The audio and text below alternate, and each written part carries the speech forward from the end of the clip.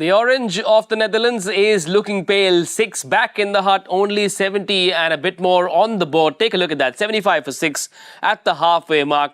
The American spinners are all over the Dutch. The danger man Bastille is gone as well.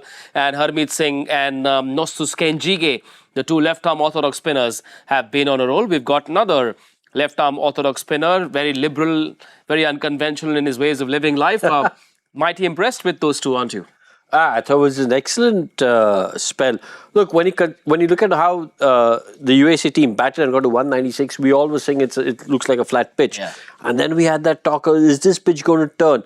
From what we've seen, these bowlers have bowled exceedingly well. Harmeet has been top class. Yeah, I'm going to get you to analyze his action a lot more on the post-game show. But they've used 6 bowling options. Mixed it up fairly well. To use 6 in the first 10 just goes to show that America have been more switched on in this game throughout. Yeah, and the fact that I've got to give credit to the captaincy, because while you've used 6 bowlers in the first 10 overs, you've seen that Harmeet is bowling excellently. Yeah. And you've given him a long spell. You've given him a spell of 3 overs where he's picked up 3 wickets. Because forget the wickets that he's taken. And some of the deliveries that he's bowled, excuse me, have been excellent. Turn, bounce, hitting the right areas. And when you're in that rhythm, when you're in that zone, you want to have an extended spell. You don't want to break that spell. And so the captaincy has been top class. He, by the way, has played a fair bit of first class cricket at the Chepauk when he used to play in Indian domestic cricket. So I'm sure he has those memories. It's not a typical Chennai pitch which offers a lot of spin.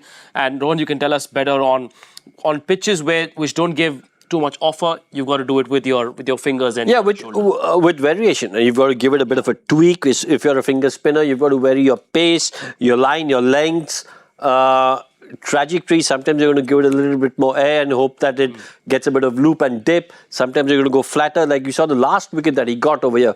The last ball of the 10th over was a flatter arm ball. Again, variation that he brings into the game. So look, on pitches which don't offer you any assistance, you've got to go with variation. But I think this pitch is offering him a little bit of assistance, because we've seen turn and bounce on this pitch from him. The first wicket that we saw where the ball sort of kept low, did that perhaps plant that seed of doubt in the batter's mind? Because it does. Take a look at that batting card. 6 down already, and barring Bastille, none of the other batters seem to have a plan. Scott Edwards gone as well. Well, yeah, look, I think, you've got to give credit to the USA bowling. I think they've bowled really well. But you're right.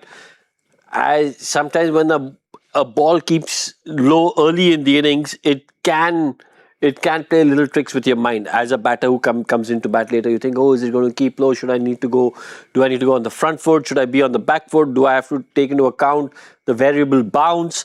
And you're not really playing on the merit of the ball. But as a batter, you've got to push those thoughts aside and try your best to play on the merit of the ball.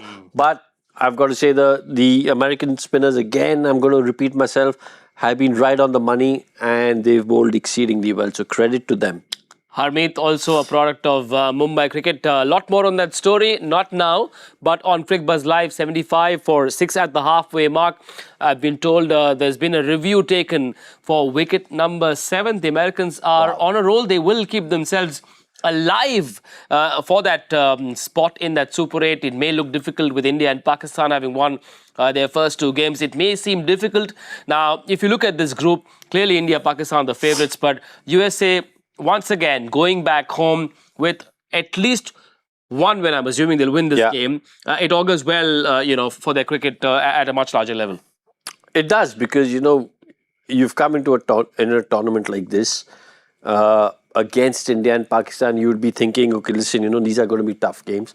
But against the other associate member countries, you want to put in a big performance. And we've seen a big performance right now. This is, from what it looks like, will be a very comprehensive victory. To score 196 first, that's a great batting performance.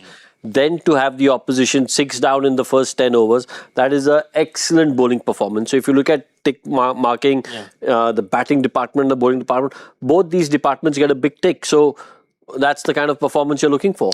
Well, they pushed India at the Wankhede. They are on the verge of winning their first T20 World Cup game. This time, remember, they beat Pakistan a couple of years ago and made heads turn. So there is something about American cricket that gets everyone across the world of cricket excited.